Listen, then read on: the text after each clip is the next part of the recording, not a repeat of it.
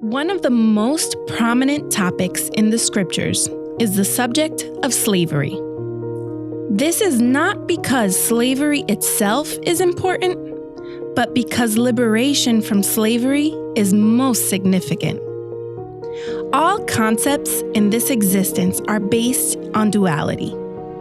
As early as Genesis 1, with the concepts of heaven and earth, light and darkness, day and night.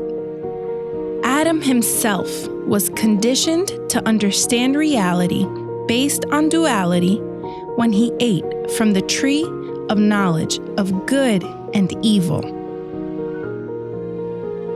To this day, no matter who you are or what background you come from, we understand reality through polar opposites. We can say that something is bad because we can compare it to the concept of what is good. We can think that someone is cruel because we know what compassion is.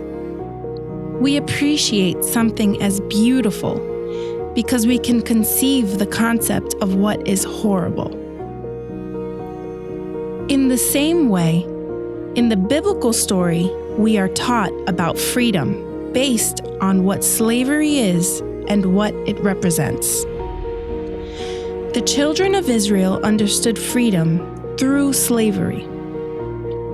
There are those who say, especially those who have been deprived of their liberty, that one cannot know what liberty is at all until he has been deprived of it first.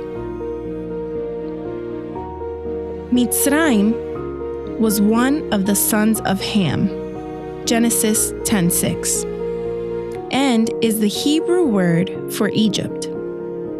However, this word has a deeper meaning that reveals the biblical understanding of what slavery means, as well as freedom. Breaking down the Hebrew word, we see that the im at the end of Mitzrayim indicates the plural form of the word. In the singular, it would be Matzor. Interestingly, Egypt is referred to in this way in certain places, such as Isaiah 37:25.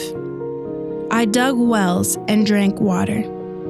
I dried up all the streams of Egypt, Matzor, with the soles of my feet. A Matzor in Hebrew is a siege, when an army surrounds a town or city before attacking it, usually to prevent supplies from coming in. Matzor comes from the root tsar, which means narrow.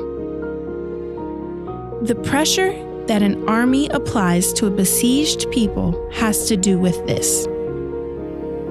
Tsar is also related to the suffering that can be experienced. Tzorer is the word generally translated as enemy, but it also comes from this root and would be better translated as one who causes tsar, one who causes pain or suffering. One of the Hebrew words for rock is tzur. This word is used a lot in the Psalms, when David says, Yehovah is my rock. The word tzur, once again, comes from the same root as all of these words. In this case, the idea of pressure, or the concept of something narrow, has to do with the conditions in which this stone was formed underground. Tzur, in Hebrew, has to do with a specific stone, although this detail has been lost in translation. In English, it is called flint, which is one of the hardest stones in existence, used to make tools and weapons in the Stone Age.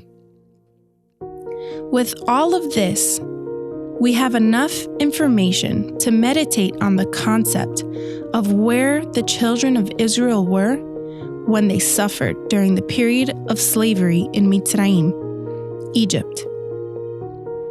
Suffering is not necessarily physical, but mental.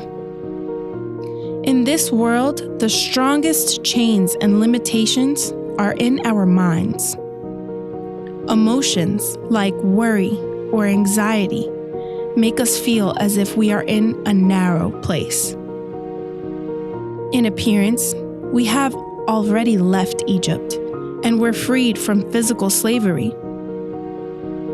But how many of us can say that we are free in our mind? This is the truth that Yeshua preached when he taught, "Come to me, all of you who are weary and burdened, and I will give you rest. All of you, take up my yoke and learn from me, because I am gentle and humble in heart, and you will find rest for your souls."